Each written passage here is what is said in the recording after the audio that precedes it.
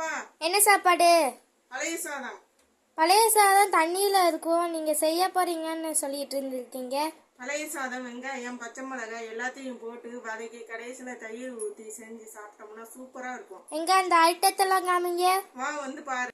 பழைய சாதம் நல்லா பிழிஞ்சு வச்சுருக்கேன்.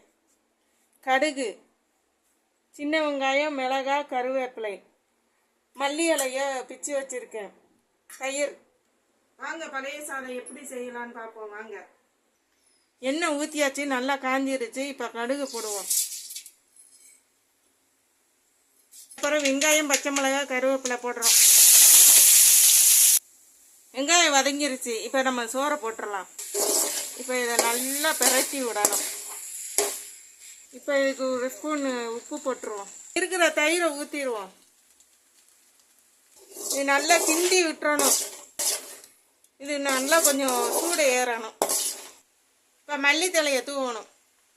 இப்போ பழைய சாதம் ரெடி. வாங்க சாப்பிடலாம்.